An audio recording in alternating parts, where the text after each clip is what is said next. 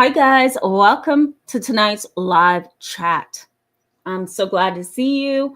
Good to see you guys chatting away already. Let me close my door really quickly because I totally forgot to do that. And honestly, I think I'm undiagnosed ADHD because if I don't close my door, I'm going to be so very distracted. Okay, we're all set, I think. Hope you guys are doing well tonight. Looks like everything is working on my end. No issues with Instagram, no issues with any of the other platforms. So let's go ahead and jump in. We have a lot to talk about tonight, right, guys? Oh, geez. As soon as I said nothing was wrong with Instagram, it totally blinks out on me. Okay, hold on, guys. Bear with me, okay? I'm going to get Instagram set up with us again. This topic is going to be pretty interesting for you guys, and I hope it's going to foster an even deeper understanding of my video that I posted yesterday. The video that I posted yesterday was really on, it was kind of like scraping the surface, of this topic. And it was on the evil core of parents who are dysfunctional. And it's really hard for us, I think, as humans to understand that parents can be evil just because they are a parent doesn't necessarily make them a parent, right? Anyone can make a child, anyone can birth a child, but what makes you a mother, a father, is that you are responsible and loving and caring and supportive and just healthy in the way that you are trying to raise and support your children. But parents who have an evil foundation, and I'm going to define for you tonight what research says about evil. Parents who have an evil foundation tend to be very unstable parents, even if they look really stable on the outside. Let me type a message to Instagram. I'm going to say, welcome to tonight's live chat. Come join us on my channel. Okay, I think we're good to go with Instagram. These kind of parents, they may appear really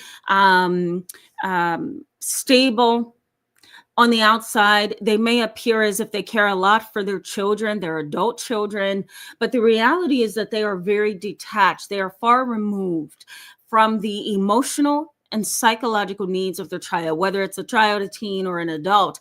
They are far, far removed. There's nothing about them that is selfless and really thoughtful, and really engaging. They tend to be basically what we call emotionally detached parents. They also tend to be very emotionally immature. So that was the video from yesterday. Tonight's live chat is going to open up the awareness of evil in more of a general sense. The psychology of evil is very interesting because now we're narrowing our focus, and I'm going to give you a few definitions tonight. We're narrowing down our focus to what does psychology say evil is? What does science say evil is? How do we define evil? How do we understand those that we are connected to that we believe are evil, right? And what are those thought processes or those experiences that causes us to say, you know what, that's not just a narcissist over there. That's a narcissist, a psychopath, a sociopath, a dark empath, and all the other disorders wrapped in one. How do we define that, right? And some research in psychology suggests that those are the individuals that tends to really turn us around as therapists. Even myself, 15 years of experience in working with individuals and children, teens, families, adults, couples, the list goes on. I have dealt with quite a bit of people in my career, and every now and then, and even now, I still get this one client. I may be going along for many years in my career, like the past 3 years have been kind of smooth sailing when it comes to getting those clients who are just like, you can't explain them, but every once in a while, I will get that one family, that one client who just doesn't make sense to me, or the DSM. I thought maybe I had it. Here we go. Here's the DSM right here. This thingamado. If you have never seen it, it's this thick. And in the back of the DSM, maybe one day I'll take you through it, because in the back of the DSM are quote unquote disorders that are different in terms of labeling. And it has more to do with cultural belief and religious belief than anything. But some of the disorders in the back of the DSM refers to evil. And so we can get into that maybe at another time. But just so that I stay on track here, let me bring up a few things that may be interesting and helpful to you as we go along. You want to keep in mind that evil has many forms. The definition is really multidimensional in and of itself. Some research suggests that there's so many definitions of evil, from the fields of demonology, religiosity, or theology, I should say more correctly, psychology, forensic psychology, law and crime, philosophy, existentialism. These are all different fields, and phenomenology. And I'm sure there's many other fields that I'm not really able to call to my remembrance.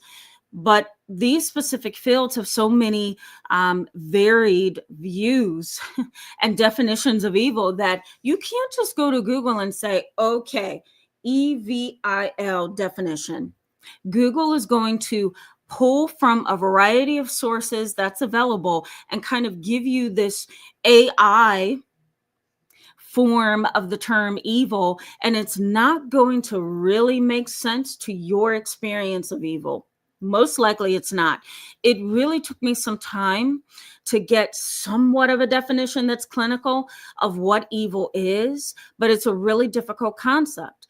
And again, that's because there's many concepts, right? Evil has many forms. The other piece of this is the root cause of evil tends to be varied as well, right? How do we define a criminal who has done the worst thing you can imagine?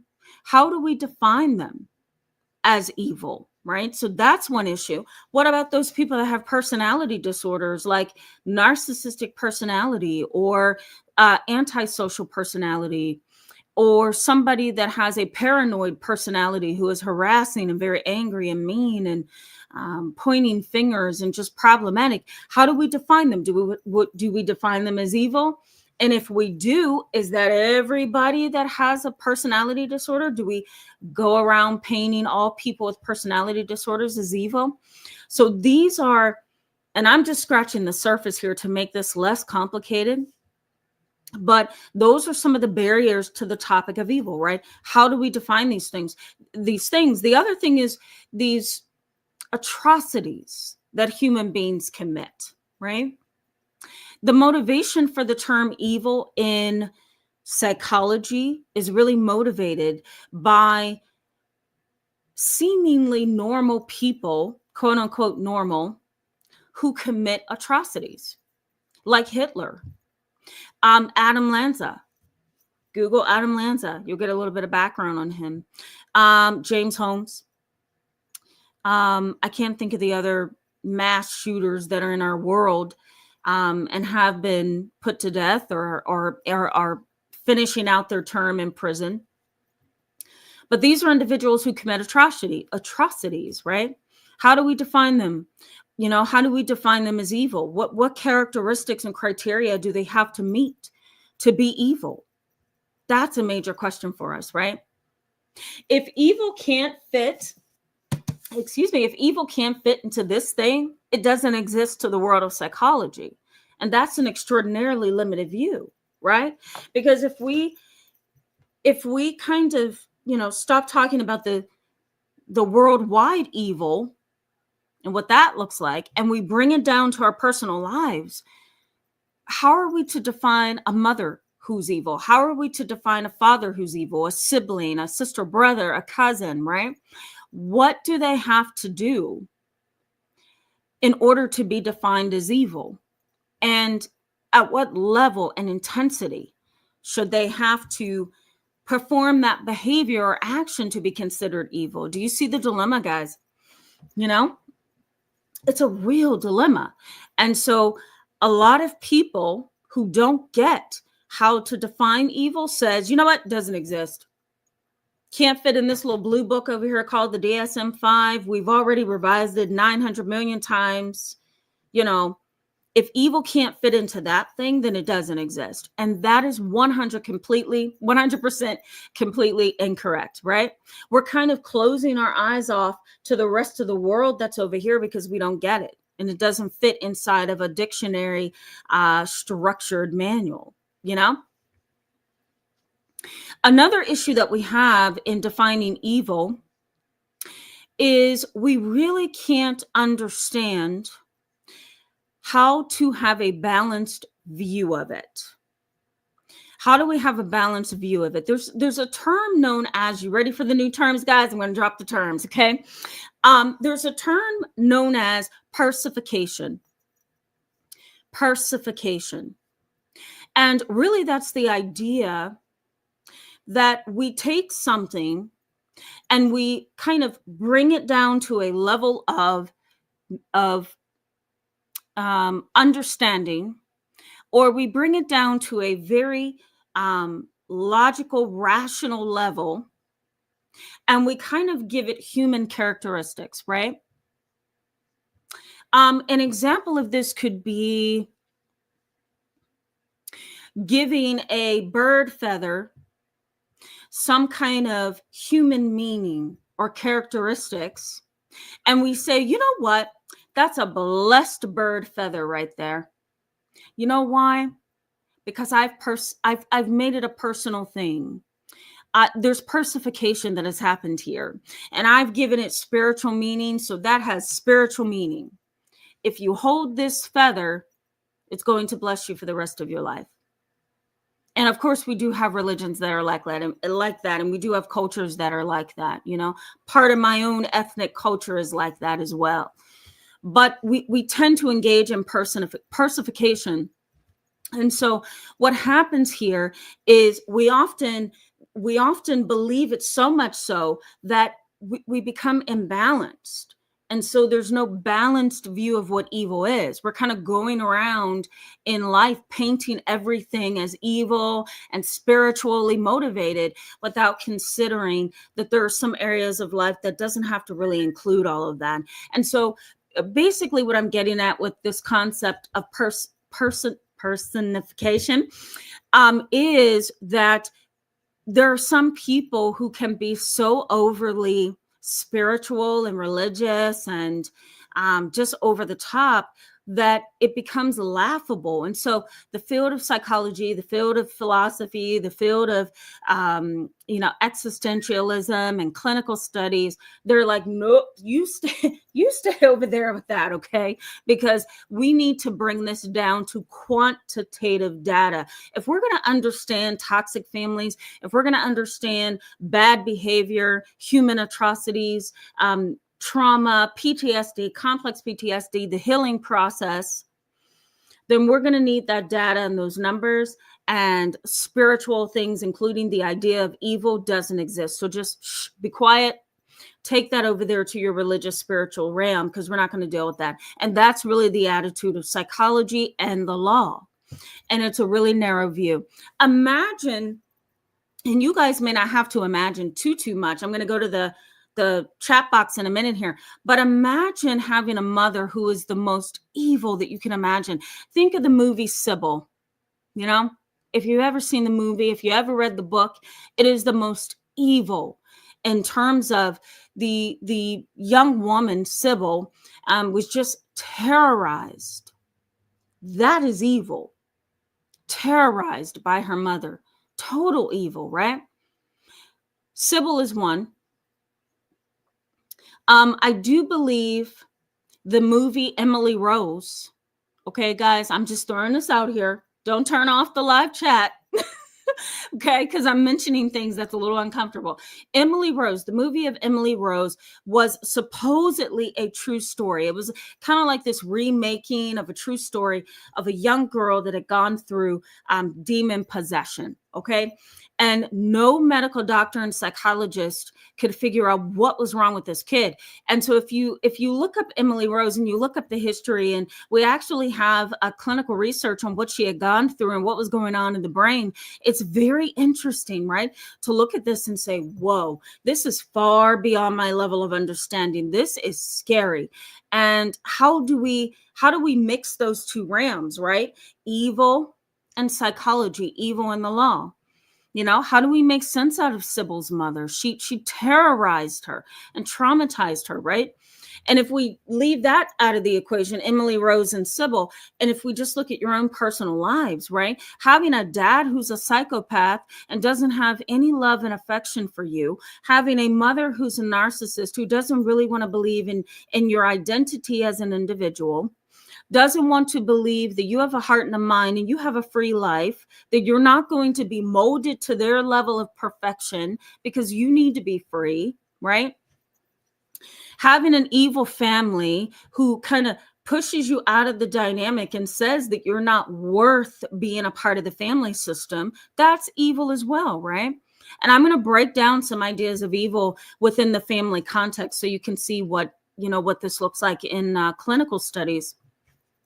And even what this looks like in psychology. But you have those different people in your world. How do you define them? And it's really difficult to define them.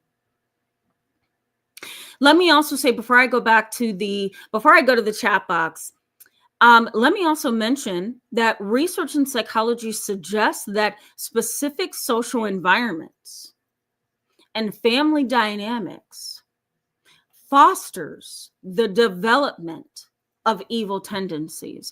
It fosters the development of evil tendencies. Let me go back over that one last time. Specific social environments and family dynamics have a way, has a way to foster the development of evil tendencies. Think about those families, and this may be your family. Think about those families where, you have a brother who is sexually violating you, and you're the young child, he's the older child, he's violating you. You go to mom and dad and say, he's violating me. And mom and dad says, no. Your brother? No, not at all. That didn't happen. And you say, yes, it is.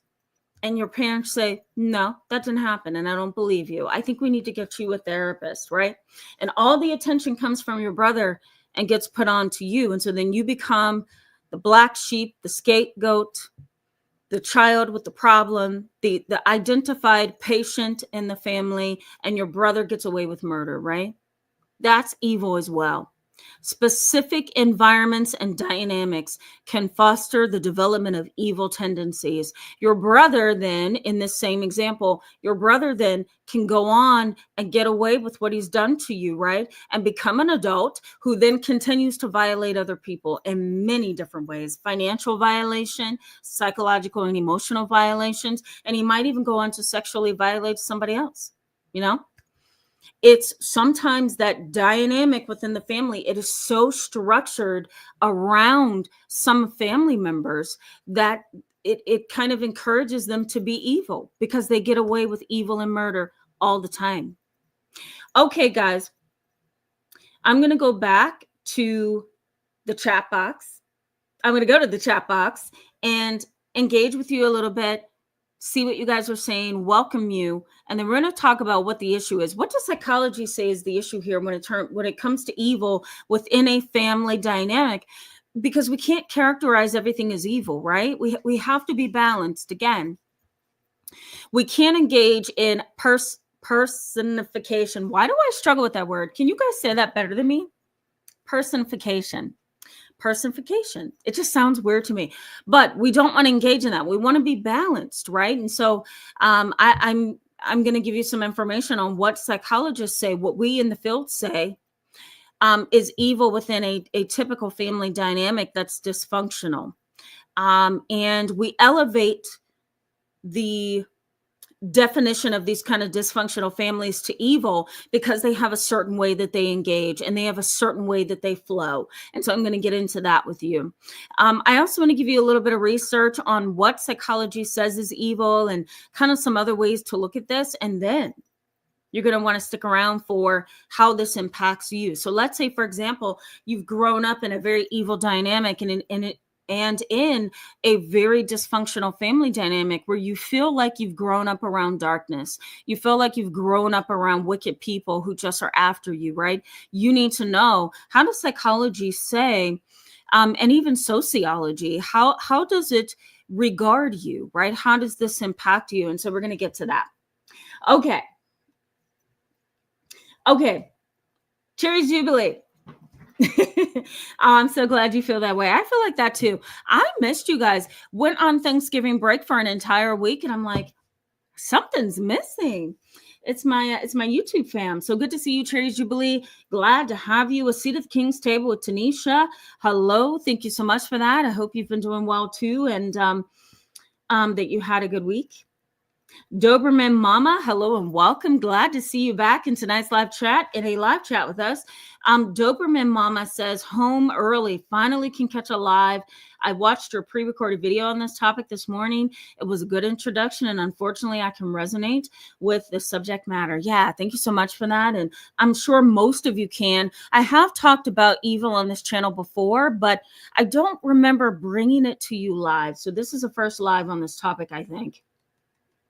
I'm sorry you can relate to it, but at the same time, I'm hoping tonight's live chat can illuminate some things for you, Give it a think. Hello and welcome. Glad to see you. Says, hello, friends. This topic, oh boy, when you know, you know. Yes, I agree. When you know, you know. Yep. Sometimes, my position as a therapist, I think, has been a little bit different than most of my colleagues. In the sense that I've been a variety of places and in those various areas, and I'm talking like the low part of psychology to the top part of psychology. So working in correction facilities and residential facilities and juvenile delinquency centers, and having the opportunity to walk through a jail, and just looking at that lower level, if you will, in quotation marks, lower level of humanity and what's happening there, and then working at another level, and then getting to private practice level. That's kind of how I visualize my career. My experience has been interesting over the years, because I will sit in front of a client or prospective client or talk with someone, and I can intuitively sense that this is not going to be a cut and dry case. And this is not going to be a clinically difficult case. This is going to be a spiritually different case, because there's so many elements of how this person lives and how this family operates that I don't even think we have enough research to characterize this kind of family. I do have some beloved coworkers, though, who have sat and they have seen evil right in front of them, but they don't know how to discuss it, bring it out, shine a light on it, think about it in a way that maintains the integrity of their clinical field, but stays true to them as the provider, as the researcher, as the scientist, And again, that's because if you say evil, the world's like, what are you talking about? Even the field is like that, The field is kind of like, don't bring up evil because it doesn't exist. And if it does exist, go to religion. And that's not good, right, guys? Moon Warrior Turtle, hello and welcome. Glad to see you in tonight's live chat. Star, hello. Glad to see you. Star says, hello, everyone. Looks like there is another live chat scheduled for today at the same time. Did I really do that? I hope not. If I did, don't go to that one. Okay, let me look at that. Thank you, Moon. Was it Moon Turtle? No, Star. Okay, let me look at this. There better not be another live chat that I scheduled. There better not be. Better not be. Let me look at this really quickly, okay? Because I don't want to confuse you guys. Yeah, you're right. There is. I'm going to change that, okay? Because that doesn't come until next week. You guys are awesome. Thank you, Star. I appreciate you. We're going to go ahead and schedule that for the 13th because that's when it should be. Okay. Thank you so much for that. I appreciate you. I couldn't do this without you. Elizabeth, hello and welcome. Glad to see you. Hope you're doing well as well. Thank you for that. Fifi LaFleur, hello and welcome. Glad to see you. And Tammy Nicely, glad to see you. Leslie, thank you for the heart. Glad to see you as well. JKD Merit Master Group, yeah, glad to see you. Yeah, glad to see you. Welcome. Fairy Girl, always glad to see you as well. Felicia Lewis, hello. Looking for comments, guys. Bear with me as I catch up. Jeremy Robinson, hello and welcome. Glad to see you. Jeremy says, it's like the old saying, every child deserves a parent, but not all parents deserve a child. I very much agree with that. Thank you for saying that. Can you imagine an adopted child getting into a family that's a foster family or an adopted family, and they have to live a life with two unstable people, right? They have to live a life with unstable parents or an unstable family dynamic. You think you're going into a family where life is going to be better for you, right? It's better than being in the adoption system. But the reality is that no, it's not, because now you're being adopted by, sorry guys, now you're being adopted by a family that's more evil than the system itself, you know? G Major, hello. Thank you for that. Welcome to tonight's live chat. Glad to see you. Fairy Girl says, both my parents had extremely disturbing fathers. Yes, I agree. Courtney Fraser, hello and welcome back. So glad to see you. Ellie Wynn, good to see you as well. Welcome back. Cherry's Jubilee says, you described my mother well. Wow. My Lord. Fairy Girl says dehumanization. Yes, that's a nice way to define evil. Dehumanization. I'm going to give you a definition here in just a second. SH, hello and welcome. Okay. Waters of Humanity. I do not believe I've seen you live before, so welcome. Glad to have you. Waters of Humanity says, I desire these people as dark empaths. They are wired this way. Yeah, they are wired. They're certainly wired. They're wired with something. And I like to regard it as an evil force. That's what I like to regard it as, you know, because these kind of individuals, no matter what they do, it's hurtful. No matter what they do, it's damaging. No matter what they do, it's hard to wrap your mind around, you know? We're going to get to that, okay? Bear with me, guys. I'm a little bit behind here in the comments. Hanifa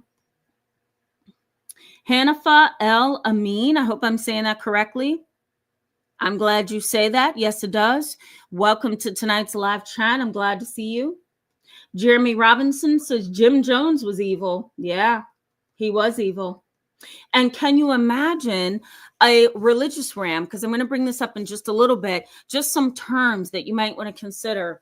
A religious ram, like a church, a sect, a group, a spiritual group, you know, some of those spiritual retreats come across as open arms and welcoming. And as soon as you get in there, you know, you have to deal with people who are in competition. You have to deal with bowing down to the so-called pastor or the leader or the spiritual advisor, right? You have to let go of your individual needs and your individual characteristics in favor of collective desires and characteristics, right? And anytime, I firmly believe, you tell me what you think, anytime you begin to lose your individuality, even if that's within your family, that's evil. Even if that's in a religious or spiritual realm, that's evil. To me, that's when you need to back out, because you shouldn't have to lose your individuality. You can improve, right? You can get better. You can change. You can, you know, transform. You can adjust to a higher standard in life. But once you start to lose your individuality and your identity, that's a problem, you know? So yes, Jim Jones is a great example of that. I used to say all the time to my religious clients I used to have, and I've experienced this having a late grandfather. I'll bring that up. I did lose my grandfather over the Thanksgiving weekend. So I'll bring that up because I think there's some evil elements to his extended family, you know, that he married into. And I'll just give you some brief examples of that just to kind of show you what this looks like in a family context. But I used to say, to me, religion is the best cloak for evil. Religion is the best cloak for evil. Tag yourself a Christian, tag yourself, a Catholic, tag yourself another kind of religion, some kind of spiritual name. I can't think of the other religious names. You guys can probably come up with it in the chat box. But if you tag yourself with all these religious tags, right, but you do your evil work behind those labels of religion and spirituality, then, to me, you can accomplish as an evil person so much more than you could, right, being just a normal citizen without a religious label. You hiding behind religious labels, to me, is the best way to be evil, right? SH, I'm going to put that up on the screen. Yep. Yeah, absolutely. Laura Fitz, hello and welcome. Always glad to see you in a live chat. Good to have you. Fairy Girl says she's going to drop the terms. Yes, and there's more coming, so bear with me. Give It a Think says, I saw Sybil when I was 12 years old. It was a traumatic experience. Yes, wasn't it? I saw it too when I was young. I was probably about 14, 15. And my awareness of psychology was kind of growing at the age of 14. And I saw Sybil as well. And my eyes of how evil the world can be was opened. I'll never be the same.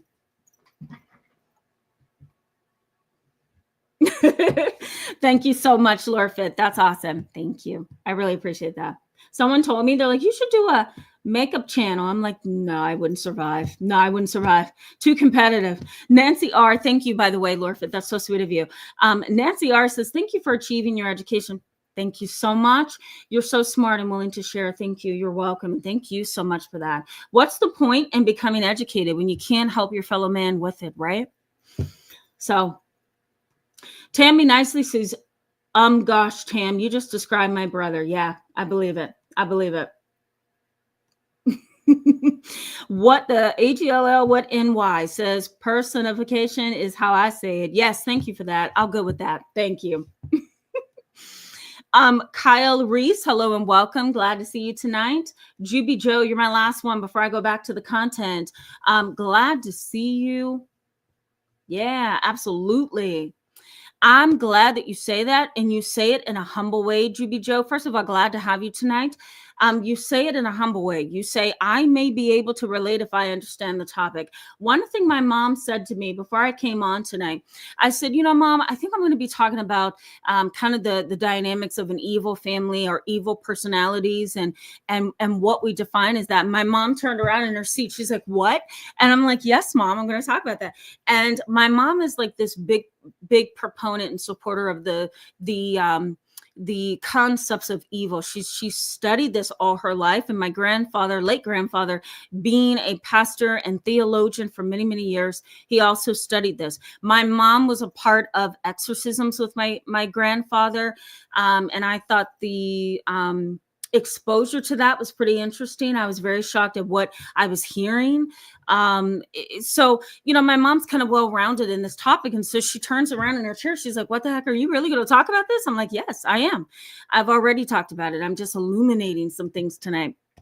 So, Juby Joe, you put it really well, because my mom says it's not easy for everybody to understand this topic, and they may feel a little lost at times, So, Juby Joe, bear with me, okay? I'm going to try to break this down. A lot of people, including myself, still feel confused by the theory, So you're not alone. Let's talk about what the issue is. What does psychology say the issue is in families where there's an evil family member? You ready for the terms, guys? There's one term known as idealistic fanaticism. Idealistic fanaticism. What does that actually mean, or what are we getting at? Well, here's what it is. It's the pursuit or defense of something in a very passionate and extremely passionate way. It's just way, way too much.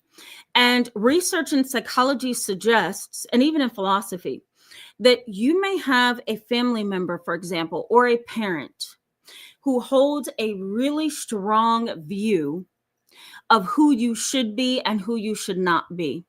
They may hold a very strong view of what life is and what it shouldn't be. They may hold a very strong view of what they want in you and what they don't want in you. And their view of the world and you as their family and their blood is way up here, so much so that it is an idealistic view of things. It's an idealistic view of things. It's not a balanced human way of looking at another human being. They brought you into this world. Let's say, for example, your parents brought you into this world. You're growing up. You have questions. You have a mind. You have a brain. You have experience. You have feelings. You're trying to understand things. But what psychology says could be a dark and evil move on the part of a parent or parental system is that you get lost in that. Your identity gets lost by parents who have a mentality that's idealistic and it's fanatical. So we call it idealistic fanaticism. You know, it's this, again, it's this pursuit or defense of something. It could be religion. It could be a belief system. It could be, you know, your family wanting you to be this kind of proper or this kind of attitude or this kind of mindset.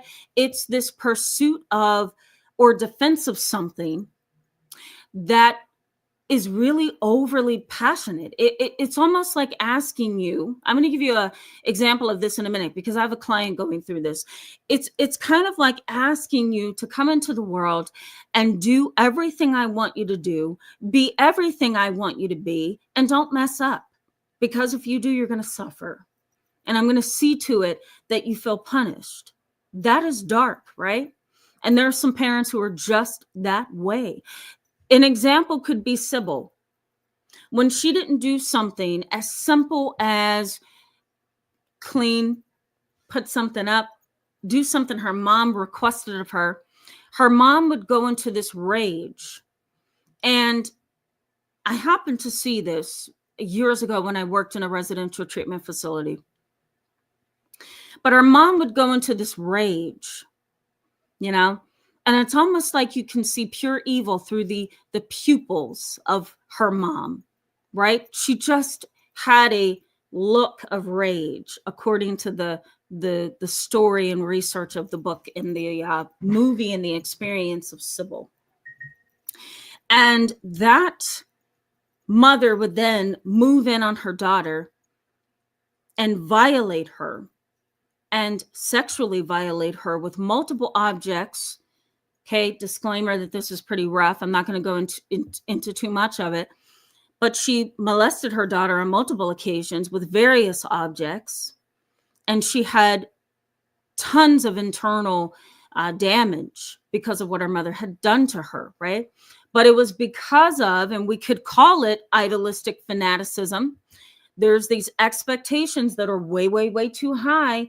And if you don't meet them, you're going to be introduced to a very evil response and dark attitude of the parent. Okay, so that's an example of that. A example amongst my own clinical experience, I have a client and thankfully she's a grown adult now and she hasn't had to deal with this kind of mom and father. But, you know, as a child, she was seeing me. So she was like 9, 10. This was many years ago. She's now 21. She was 9, 10 years old when she came to me as a client. Parents adopted her. Parents were very, very evil. They adopted her because they couldn't have children of their own. And, you know, she seemed like a wonderful child. She had tons of trauma, tons of abuse from being in foster homes and being in foster care for many years. When she hit 9 or 10 years old, she was adopted. And then her parents put her into trauma therapy with me. Here's what was interesting. And I'm so glad she did this at my suggestion and the suggestion of her psychiatrist. When she didn't meet the expectations of her adopted mother was very obsessive, compulsive personality. She was obsessive. She was compulsive. And she had to have everything clean and everything right and everything organized, and everything had to be a certain way, because if it didn't, she would go into a rage. And so my client would come to me with bruises, swollen eyes, cuts, burns. I remember one time playing Uno with her, and we're sitting on my floor in my office, we're playing Uno, and I'm joking with her, and she's joking with me, and she leans forward to pick up a card, right? Because Uno, there's a deck of cards in the middle. She leans forward to pick up a card, and I see her shirt rise above her waist, and I see this very indented bruise that is deep, okay, maybe a centimeter deep or so, and it's on the verge of healing, and it goes from her spine and it wraps around to her hips on both sides. And I lost my noodles. I just could not.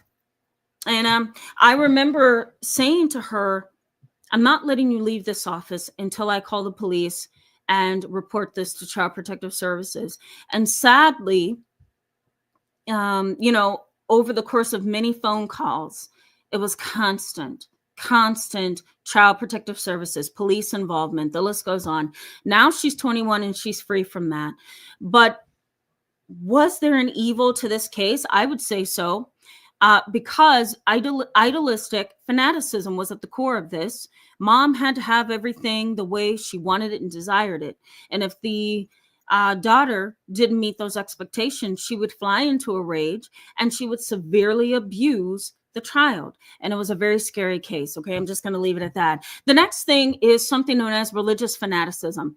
Okay, and this is when a family member, a parent, any kind of a person that you're in a relationship with uses their religiosity in a way that's obsessive, and there's this enthusiasm about it and this zeal that kind of minimizes your own belief system and minimizes your own feelings. It minimizes your own thoughts and experiences, and it kind of treats you like you're a gopher. For example, you're going to go for whatever's told to you. You're going to believe everything that's told to you, and you're going to do what we say, including eating what we want you to eat, dressing the way that we want you to dress, acting the way that we tell you you need to act. And then at the end of all of that, I'm going to make sure that you know that God is going to punish you because you didn't follow my rules last night.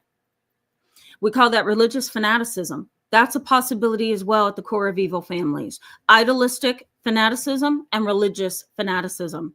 Okay. The next is encouraging exposure to evil. This is another dynamic that psychology and research suggests is often at the core of families, that, you just shake your head and you're like, oh my God, is this an evil dynamic? Or if I'm speaking in a way that's relatable to you guys, you may be looking at your parents, thinking, are they evil? Should I define them as evil? What about my evil sister over there? She's done A, B, and C to me, and I can't stand it. But the encouragement of evil behaviors can happen in an evil and dark family. There could be positive reinforcement of behaviors that maybe your brother or your sister engaged in, lying on you, manipulating you, putting you in triangles, and, making you feel unloved can become a cyclic thing. It can become a pattern in your family, and your family can then begin to reinforce those evil behaviors, right? And it's easy to do that, especially if a parent is dominating and controlling.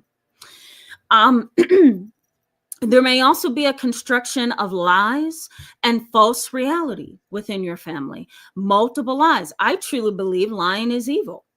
I really do. Now, there may be lying that's innocent because children lie at times to get out of getting in trouble. Children lie sometimes to get out of being made to do something, right? That's normal.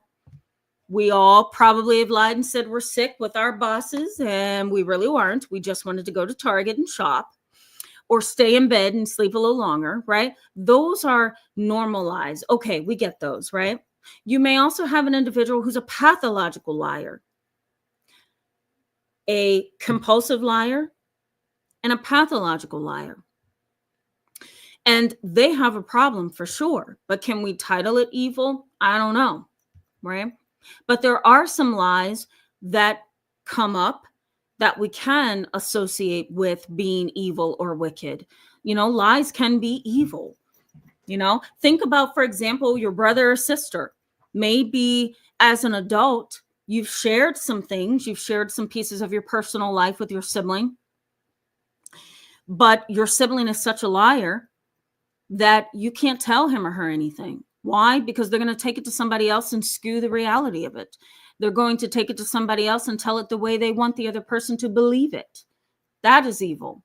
The construction of lies and a false reality. I'm going to give you this as a little bit of a just a little bit of a self-disclosure here. My grandfather passed away on Thanksgiving during the Tuesday before Thanksgiving week. And, I was not close to my grandfather. I tried at certain parts growing up as a college student, as an adolescent, as an adolescent, being a college student, I should say. I tried to be close, but I did not like the energy around me within his new family, the family that he had married into. My family wasn't very fond of his family that he had married into. He had an affair on my grandmother after he had 2 children with my grandma, my late grandmother. And this affair led to a new marriage. And for years, the family has tried to accept that this has happened, and we've tried to minimize it and love him in spite of. But at the time of death, there was incorrect information that was being circulated that I didn't appreciate. And on top of this, I saw that there was a removal from some of the information about, his life and the life that was lost and his existence upon the earth. There was a complete removal of his family, not the family that he had, not the family associated with the woman he had an affair with, but the family that he had created with my grandmother was totally erased from anything that was documented for his burial instructions, for his ceremony, for his wake.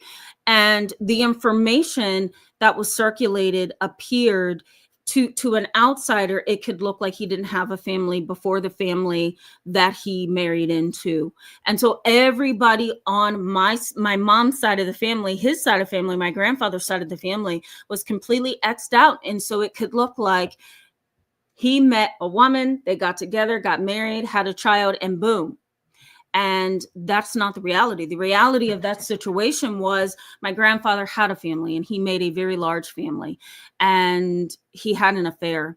And that's how the new wife came along. That's how the new family came along. What I found evil is, although I was not in attendance, I don't need to be, I don't feel like I need to be, and I wasn't close to him, but I did feel the pain for my mother, who is his daughter, and my uncle, who is his son. And what I saw that was evil about that is a complete removal of reality, a complete, detachment from the true storyline of what happened in his life. And I thought it was a major disservice to him and his biological children. And it was also a disservice to his sisters and also his side of the family. That was huge. We have a really big family. So what I saw in that was, again, and this may be in your family as well, there's a complete construction of lies. It's like dismantling all the reality of what's going on in your world and what is, and reconstructing it the way that you want to see it, or the way that that person wants to see it, and putting forth those lies in a way that is just hurtful, and very minimizing, And so to me, that is the crux, if you will, of evil. And research in psychology suggests that that can also be considered evil as well. The lying, the reconstruction of reality, the twisting of facts, the manipulation of truth, right? Kind of creating a reality that really doesn't exist, that really isn't, and it doesn't complete the picture of the story. Research in psychology. I posted everything in the description box for you if you want to go back and look at it. But psychology says that this can also be considered evil as well. There may also be families, and you may have experienced this, they kind of foster the learning of evil behaviors. I'm going to teach my son over there to be racist and prejudiced. I'm going to teach my niece over there to go against a group of people because of how they live and because of who they are.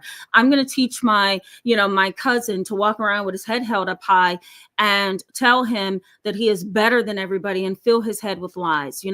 Things at that level can also be evil as well, because it's building the mind and the character of a person in a way that they're going to become a threat to somebody in society, if not you in the family first. So that is also considered a dark mechanism within families. And lastly, the social and personal facades of evil people, dark people, could be a problem, right? Socially, they come across as loving and embracing and wonderful.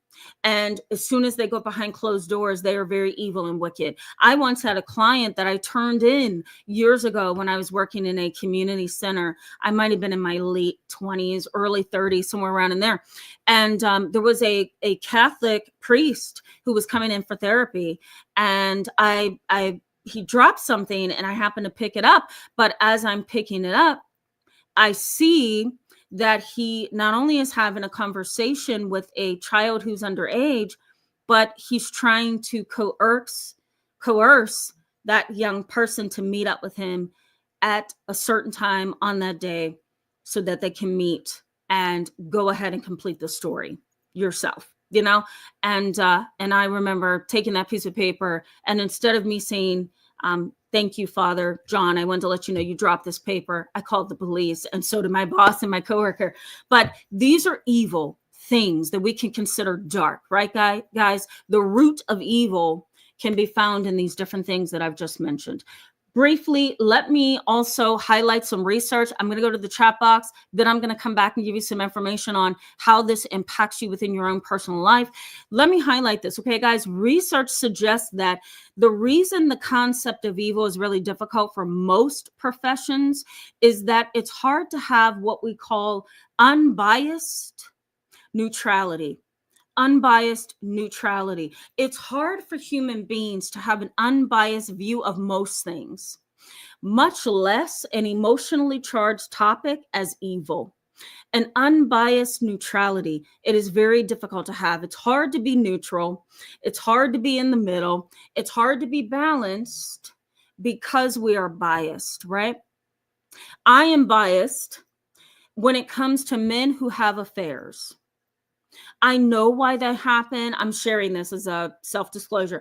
I know why it happens. I know the situations in which it happens. I understand the dynamics sometimes can lead to that. I understand we are human and we make mistakes. But I'm biased. Okay, I'm biased when it comes to men who have affairs. I'm also biased when it comes to women who have affairs, because I think that, if you want to go ahead and be unfaithful, or if a woman or a man wants to have an affair with somebody who's married, then that other person better get a divorce, because to me, it's the worst sin. You create sacred vows with somebody, you create a family, you build a history, and then you go out and lie and cheat and do whatever you want. I think that's so wrong. I think there's a firm consequence for that. You know what I mean? But it's hard to remove ourselves from being biased, right? You guys probably have biases as well, especially if you have toxic family dynamics. The bias is already built into your view of things. So, the minute I see somebody who's had an affair on their husband or their wife, or they've done something to totally wreck their family, of course I'm going to regard that as evil. Why? Because I know the depths of that. And so I'm biased, right? So we call that unbiased neutrality. We can't be that. And so that's why it's really difficult. The other thing research says makes it hard to categorize evil and actually study evil is there are many methods to answering the question of why evil exists and where does it exist. Why does it exist and where does it exist? There's many methods to studying that and asking that question. And so, because of that, we're kind of stuck, and we all have these individual definitions of evil. I'm going to give you definition of evil too, in just a little bit. There is also trouble in philosophy, science, and psychology when it comes to studying evil, because what one may describe as evil, the other may not. Your father is a cold-hearted, callous psychopath. He doesn't care that you're homeless. He doesn't care that you're lonely. He doesn't care that you're hurting. He doesn't care that you need him. He doesn't care that you are relying on his help. He kicked you out of the house and you have nowhere to go. He doesn't care. He's cold and callous. He's a psychopath. He may even find this pleasurable in some way and laughable. So let's say that's your dad. You may go to your therapist or go to a family member or a friend or a spouse and say, my father is the devil, literally evil. And that other person may say, well, why do you think that? And everything you describe may not come across to that other person as evil. It may sound like typical behaviors of a person who's just an idiot, okay, for lack of a clinical term. Or it may sound like characteristics of somebody who is just a devil, but they may not see what you see as being evil. So that also creates an issue for us. We also have to consider, too, in research that culture and ethnicity has a lot to do with the term evil as well. My culture splits right down the middle. My father's side, German. My mother's side, Native American, Apache, African American. And then not to mention our religious affiliations. We have all those different ethnicities and cultures. And my grandmother, my late maternal grandmother, she is of African descent as well. And so we have these cultures and religious beliefs and ethnicities within our family. We all see evil differently in our family.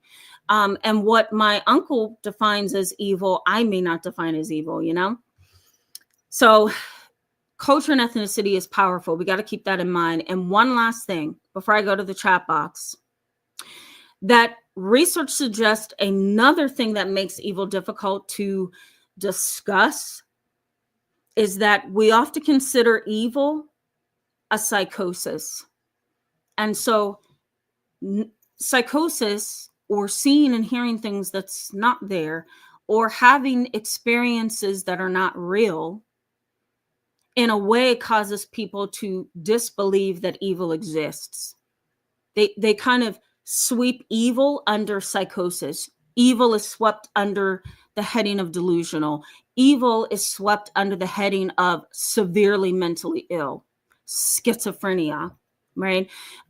Evil is also swept under narcissism, psychopathy.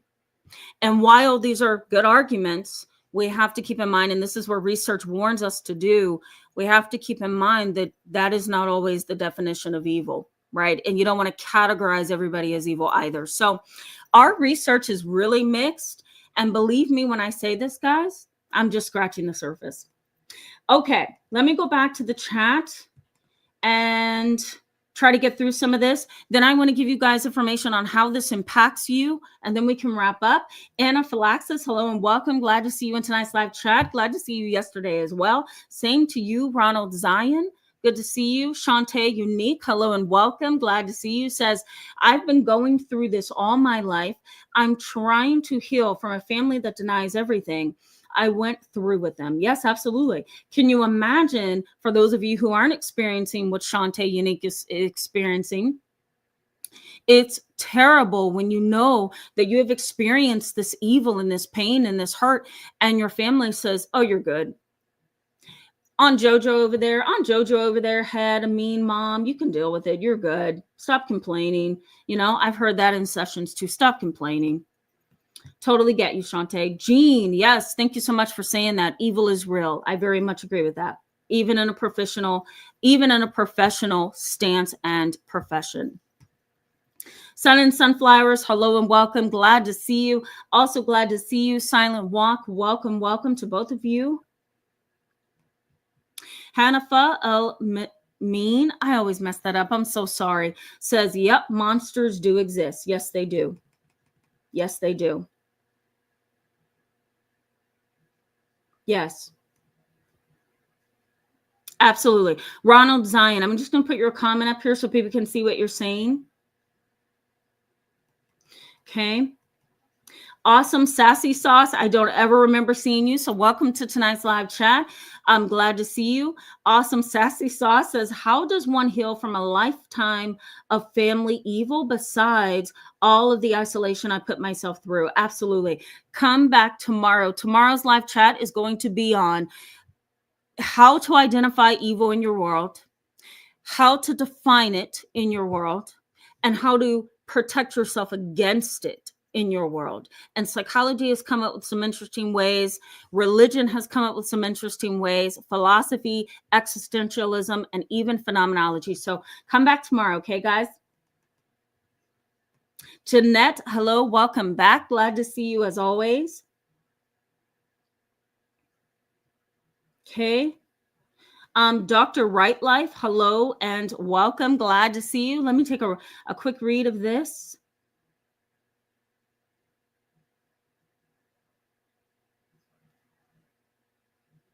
I mean, we can have that argument for sure. I'm not sure I'm understanding it, so I'm going to move on. But I understand. I understand that. That's a philosophical argument. And there definitely are arguments against the concept of evil, and I totally get that. But I also think there is an argument that can prove that evil does exist. So, I mean, it doesn't make any sense for one side to go against the other side because we can conclude the same thing for both sides. Does that make sense? So those who are against the concept of evil and those who are for the concept of evil both come to a same place. It's like literally split like a pizza down the middle. What place do we come to? We don't really understand it enough to really stand firm on what it is. It really becomes a personal experience, right? And if you haven't experienced it, you don't know about it. So it because of our inability, remember I said at the very beginning, our fields are very conflicted on evil having many forms. The root cause of evil is so varied, and the explanation of evil is even more varied. It makes it hard for us to come to a common place, right? So again, those who argue in favor of evil existing and those who argue against it come to the same place. So we're all in the same boat still. I hope that makes sense. Excuse me. Silent Walk says, it's everywhere. Not good. Yeah, evil is everywhere. Yeah, I feel like that. I feel like that for sure. Ken Eisen, I'm going to say hello to you. Welcome. Glad to see you. I don't ever remember seeing you, so welcome. Wireless Sunday, Domingo Barboza. Welcome. Glad to see you on tonight's live chat. Up 3, hello and welcome. Yeah, I'm the adopted person you were talking about. Wow, that's awful. So you know the pain, right? Yeah. Excuse me, I'm so sorry that you had to deal with that.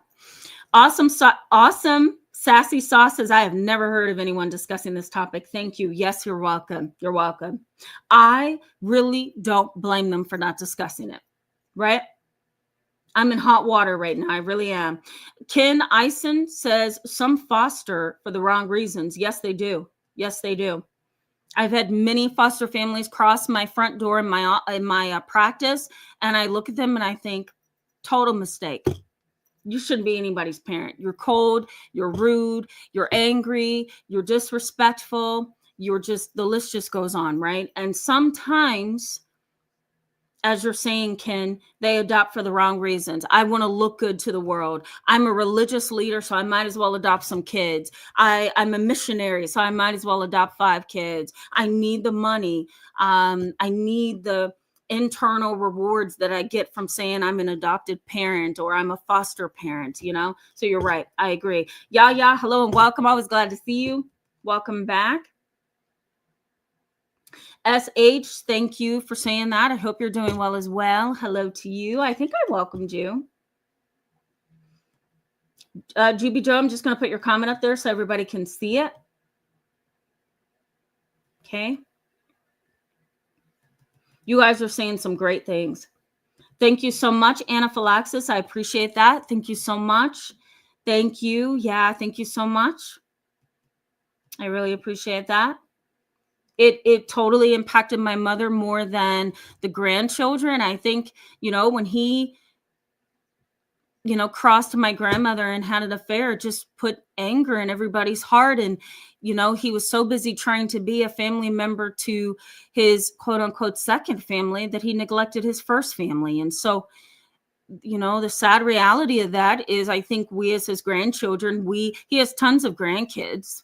He does. He has at least 15 grandkids or more, because his grandkids have kids. My brothers have kids, so for those of us who are his grandchildren, we love and respect his life.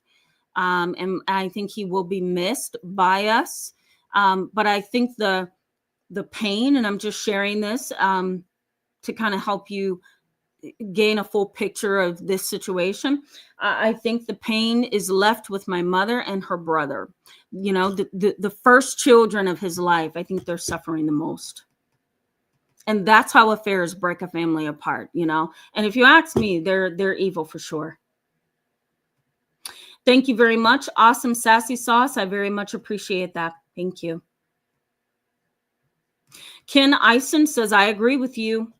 Only have to look at the amount of priests who have been doing things to children. Yes, absolutely. Michael David Thomas, hello and welcome.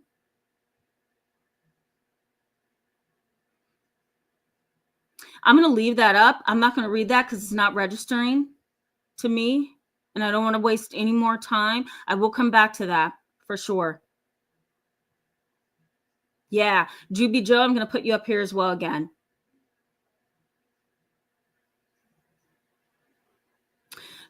Jean says a lot of religious leaders study the Bible to do evil. I agree. Not all, but some do, 100%. Here's the psychology of that as well. Have you ever seen a pastor, a bishop who has done wrong and they use the Bible to reduce the guilt on their shoulders? Have you ever seen that? I've seen it. And it's despicable. It's like, okay, you did this wrong thing. You need to own it. Once you own it and you become accountable, that's the first step towards forgiveness and healing. But you still have a long way to go because you are trying to find religious texts, scriptures, people who can make you feel less guilty. And that is not the genuine walk, right? Michelle Lynn, hello.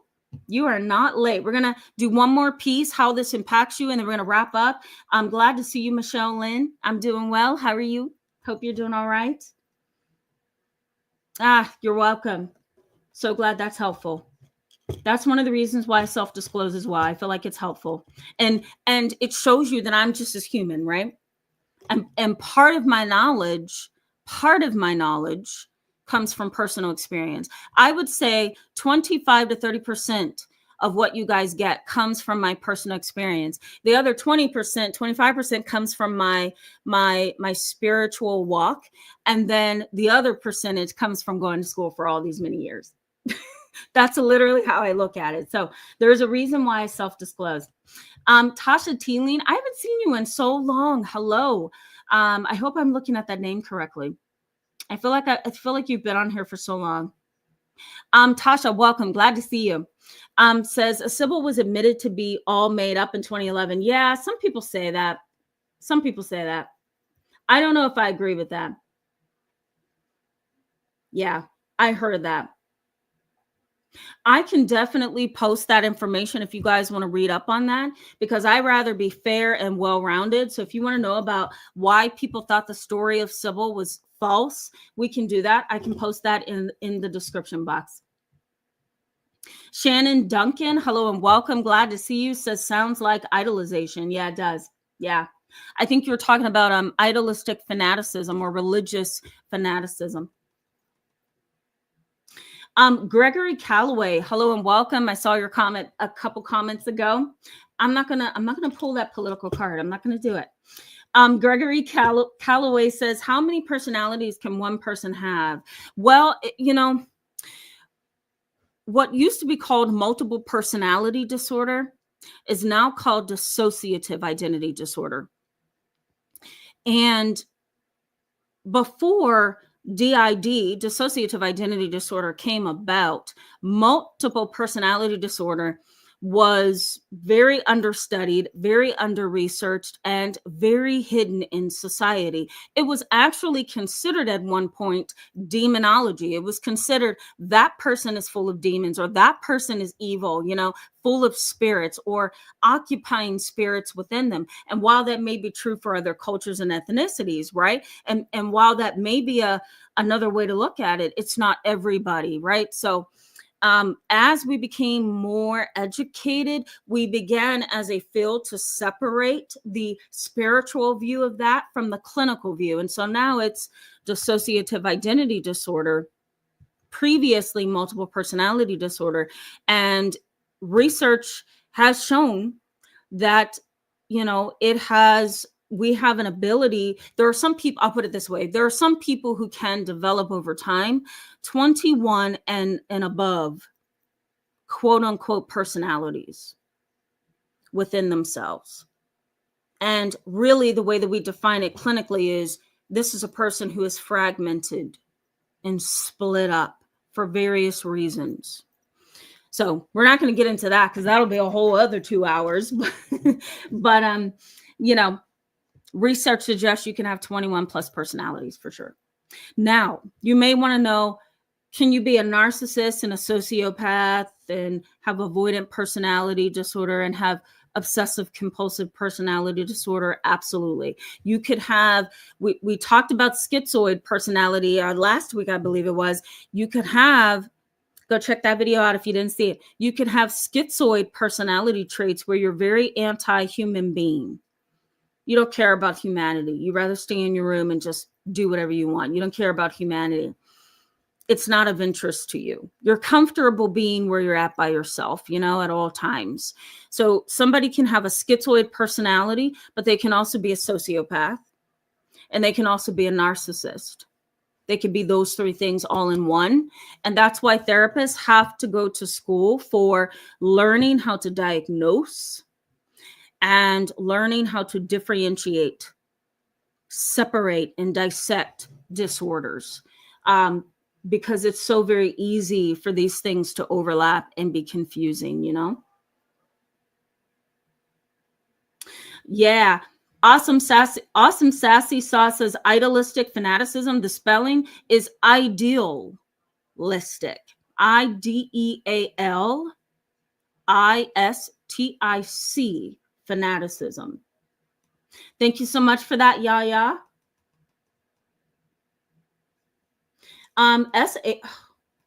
Not tonight, YouTube. SH says, I agree. Maybe someone has created their own reality where they are always the hero. Everyone else is weighed down with being forced to live in their non-reality. Absolutely. It's a burden, right, SH? To live in the reality of somebody else's mindset. But imagine having parents like this. You can categorize them as evil. These parents want you to see life and be the way that they think it should be. They want you, maybe I should splice that up or separate that. They want you to see life the way they see it. And they want you to be what they want you to be. No, did I say that right? They want you to be what they want you to be. That's what I'm trying to say. And if that means crushing your identity and your individualism, they're going to do it. One more comment before I go back and give you guys the rest of the content. Axe the Edge says, gotta rewatch this. Just got here watching from, wow, Barbados. That's amazing. My goodness. I have family who's been there. And next time they get on a plane, whether I pay for it or not, I'm going to be in the back of the plane because I want to go there. Welcome. Glad to have you in tonight's live chat. Girl Mom, hello and welcome. Glad to see you as well.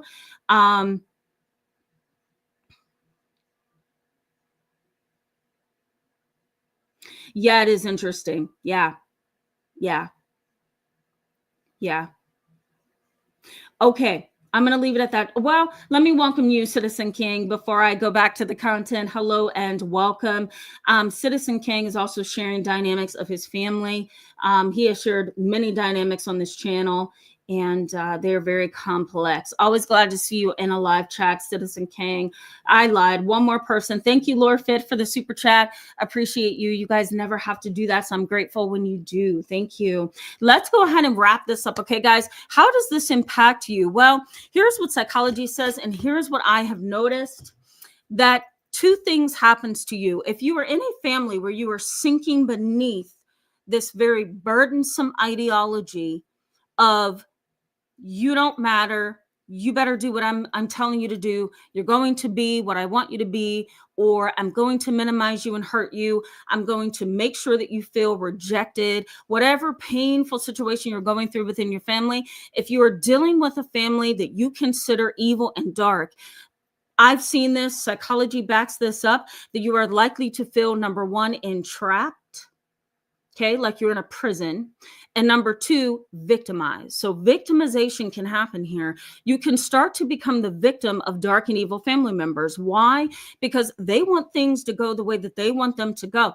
And if you're not going to go along, or if you're not going to be what they think you should be in their life or to them or around them, then you become a victim. Why? Because now you're going to be ousted. Now you're going to be controlled. Now you're going to be disliked. Now you're going to be judged, right? So you become a victim to their darkness. Another thing is you can develop over time, a stagnant social and emotional life. A stagnant social and emotional life. Fear of abandonment can make you feel stuck. Right? Why seek out relationships and healthy relationships if I'm just going to be abandoned? Right? That's going to stagnate or put your growth relationally on hold. Right? So fear of abandonment is one thing. Really desiring a state of disequilibrium because this is what you're used to. So pursuing those relationships or social rams where there's chaos and drama. Sometimes we are drawn to that and we don't realize that we are. We keep getting into multiple relationships over time that seem to be dramatic and just completely derailing. But for some people, that's because they gravitate toward dramatic people. They gravitate toward dramatic relationships. Why? Because they are used to that. They are familiar with disequilibrium. And so if you grow up in a very toxic, dysfunctional family that you consider dark and evil, you can feel like your relationships, your social and emotional relationships are stagnant. They get stuck. You may also struggle with a gap between reality and fiction or reality and fantasy.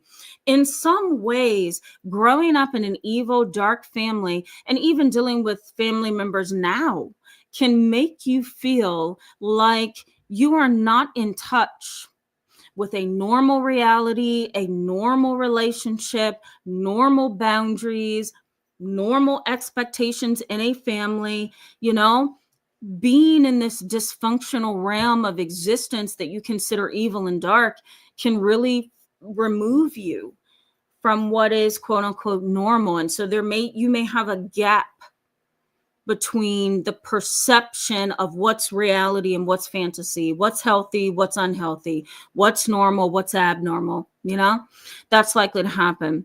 You may also get to a point where you say, you know what? I've grew up around so much darkness that I don't want to believe the darkness exists. I think I'm going to go far left in my mind, and I'm going to believe that evil doesn't exist at all. Why? Because I grew up in such darkness. I just want to see the world as positive. That's a defense mechanism. You may lose your self-identity. We talked about that a little bit. There may be a fear of religion, philosophy, existentialism, or any spiritual conversation, group of people, because if you have a dark, evil family that you have been dealing with for so many years, you may find yourself again just wanting to run from it so much that you kind of put it out of your reality. That doesn't exist.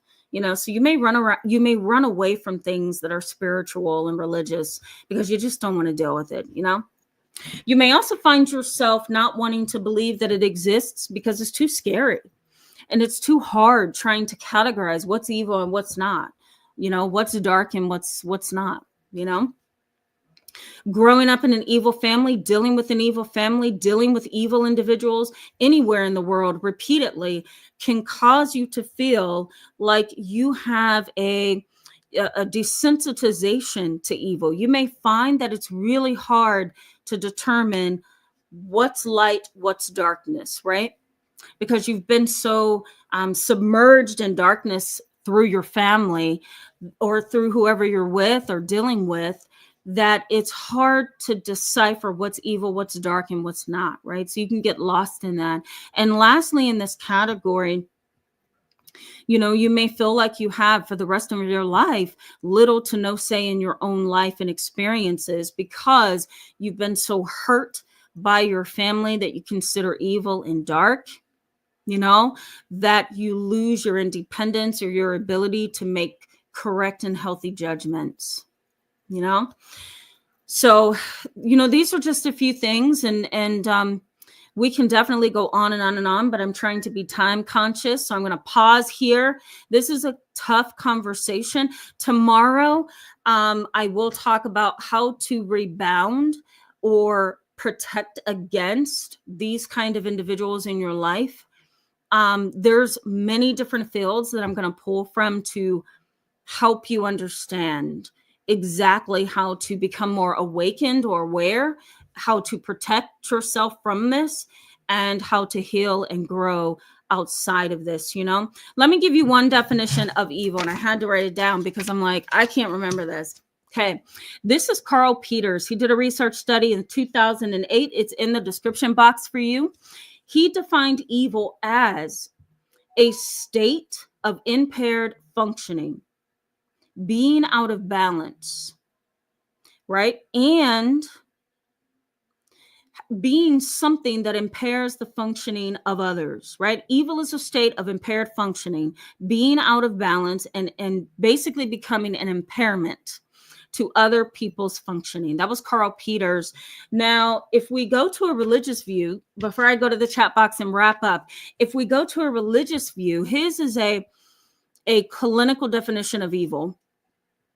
But if we go to a religious view of evil, we are there thinking about forces. We are also now looking at what's morally wrong, what is sinful, and what is wicked. What's a spiritual force, My grandfather used to quote Ephesians chapter 6. If you want to check that out, go ahead and do that. I prefer the New International Version of the Bible because it's so much more clear. King James is good as well, but I know you guys probably get lost as I used to in that Bible. But go ahead and Google it. Ephesians chapter 6. You may see exactly the religious definition of evil. That's our definition of evil. But again, I can go to various fields and define evil, and it's never going to be in agreement. It's never going to be in agreement with another person's definition. Can you believe that? It is what it is, right, guys? Okay, let me go back to the chat box so we can wrap up. I'm way, way over time.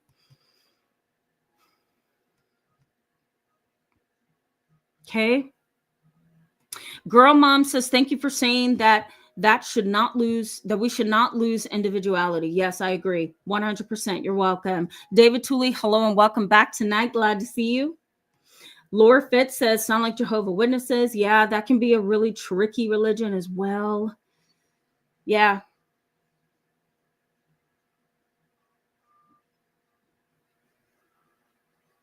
Yeah. Jean, I'm going to put your comment up here just so people can see it. Yep. Fairy Girl, thank you so much for that. Putting your comment up there. M.N. Odell, hello and welcome. Glad to see you. Thank you for that. Other definition. That's another definition. Evil has malice intent. Absolutely. I very much agree. My grandfather, being a pastor and theologian for so many years, trained his side of the family, the Hill family, which is my side, my mom's side. He also helped encourage my mom to learn a little bit more about evil. And I love how he defined evil. He defined it as a spiritual force. And he said in one of his sermons many, many years ago, I had to be about 7 or 8, maybe 9. I remember him saying, and my mom brings this up a lot as well, that evil is not this red entity with pointy ears and a pitchfork and this long gown that walks around looking for people to hurt and devour. Okay. Evil is, darkness is, a devil can be, right, the most beautiful face you ever seen, right? But their soul is full of evil. It could be that very thing that you find most attractive in your life, right? It could be gambling. It could be an addiction. It could be racism. It can be discrimination. It could be anything, right? It is not this red entity with a pitchfork, pointy ears, and these big creepy eyes.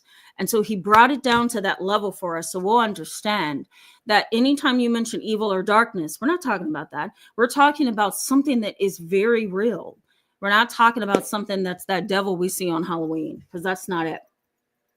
Tell me what you guys think of that. Arwen Perea. I mess this up every time. That's okay. Join me tomorrow. Glad that you can, come back to the conversation in the chat, because I'm sure you can relate to this. As you're saying, you can relate to this. I thought of you tonight, by the way. Okay, guys, I'm just scanning from our comments. Richard Brown, hello and welcome to tonight's live chat, says, I've been estranged from my family for years now. Yep. Yeah. Sometimes you have to be, right? I hate to say that, but it is what it is. Oh, Cherry's Jubilee is talking about family stuff, I think. Ellie Wynn, I'm going to put you up here. That's an awesome psychological term. I missed that one. No, I'm kidding. That's great. I love that. Thanks for putting that one together. That's awesome. Give It a Think says, yes, Tamara, the erasure of his first family is a lie that is hurtful and that is evil. I agree. The eraser process seems to be common in dysfunctional families. I've seen it happen many times. Me too. I agree. And Give It a Think, that's clinically backed up as well. Yeah. When I first saw it, and I made my other family, my brothers and my beloved cousins, I made them aware of the erasing of the first family's information. And I'm like, okay, look, let me help you with this. Don't get upset. Don't go to that funeral upset and ready to fight with anybody. Know that this is what's been put out there and leave it at that. This is not worth fighting. Let them have that. Allowing them to have that space to erase and to lie really does show you what's wrong with them. Right. And it highlights that they have some really deep issues going on here. So just don't fight, but you're right. I very much agree. It does happen in dysfunctional families. Yeah. Bossy Truthy 15. Thank you for that. I'm just going to say thank you to that. Thank you. Bossy Truthy 15. Welcome to tonight's live chat. Silence is golden. Oh, I like that. Welcome. Glad to have you in tonight's live chat. Sarah Marie, welcome to tonight's live chat. Says, Tamara, have you ever taught about the dark triad or the dark tetrad? Oh, yeah. Yes, I have. Yep. I can post them in the description box for you. And you can even Google my name or go to YouTube and just type in Tamara Hill Dark Empath, and you'll see all the videos I've done in the past about it. Ronald Zion says, that's wicked behavior indeed. Yes, it is. Yes, it is. Annabis, the opener of ways. I haven't seen you for so long. Glad to see you. Always glad to see you. Welcome. We're going to wrap up here in literally 2 minutes. Yeah, Juby Joe says we can be their greatest asset, but because they are not on our spiritual path, we need to understand more going on. Yeah, I love that. Thank you for that. M.N. Odell says people tend to believe adultery isn't antisocial behavior because it's become common. I agree. She says, I disagree. Me too. It will always be antisocial behavior. I very much agree. Fairy Girl says it's betrayal. I very much agree. It is antisocial. 100%. It says that, okay, I've committed myself to you. And I've given you the impression that I've committed myself to you. But I'm going to go over here and be with Kelly. And then I'm going to come back home and act like that never happened. That's the darkest thing ever, right? Or if it's a female, I'm going to go over there and be with Bob, and I'm gonna be in a relationship with him until I can come to a place where I can file for divorce. That's a possibility too, and that is also evil, right? Because you're cloaking and hiding and doing something to somebody who's unsuspecting, right? Adila, hello and welcome. Glad to see you in tonight's live chat. Says this is common, and yeah, you got that right. I'm going to leave this up here. I'm not going to read that because we're running out of time. But Adila, I'm going to leave it there for a second. I agree with that. Yeah, I agree with that. And that's what kind of sickened me when I saw it. I'm going to leave it at that. Yeah, I don't like it at all. I'm sure most people feel like me. Ronald Zion, thank you so much for that super chat. God bless you all. I love you guys on this channel. You guys have made the community so very welcoming and warm. So thank you for that. And Ronald Zion, thank you so much. Yeah, and you're very, very welcome. Thank you. Okay, guys. Critter for Paul had epiphany because wise coyote. I can't believe I got that.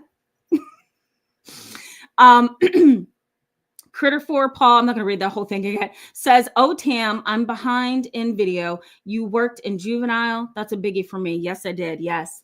Yes. Yes. And I no longer do for that very reason. Yes. So true. It took me a long time to figure that out, but I finally figured it out in college because I did a variety of assessments and looked up census and went to the library and pulled records. And I couldn't believe my family was more multi and diversified than I realized. So I think we all have more cultures in us anyway than we realize. Right, Illiwen? Thank you so much. That's so sweet. Love lot. Thank you, fairy girl. Love Logic, you're my last one. You're my last one. Hi, Tam. Always good to see you. Always good to see you too. Says, please help. I am overcoming a toxic family dynamic. Yeah, I remember you saying that. Go ahead and shoot me an email. I am going through emails. I was going through emails over the holiday break too, but shoot me an email, okay? Guys, for those of you that I did not get a chance to get to, know that I still love you. I thank you. I'm so glad that we were able to have this conversation. Let me know what you think in the comments section, in the chat box. It's a deep subject, and this is why a lot of professionals don't talk about it, because number one, you have to have your own convictions in your heart to understand what's going on here and to stand on some definition of what evil is. And a lot of people waver, right? Because of the definition, it's hard to settle on one definition. So you have to have strong convictions. You have to stand on something firmly to help you even deliver the subject matter in a way that's helpful. And so that's one reason why we don't talk about it a lot. The other reason, again, is we have so many different ways that we look at evil that the field is like, oh my God, which view do I even use, you know? So, you know, we're going to keep talking about this and hopefully normalizing it, right? So more people can say, you know what, I need to start looking at things a little closer. I think our world would be a better place if we did. Love you so much, guys. I hope to see you tomorrow. I'm going to try my best to make that a shorter live chat. Love you guys so much. Have a wonderful Friday. Bye-bye.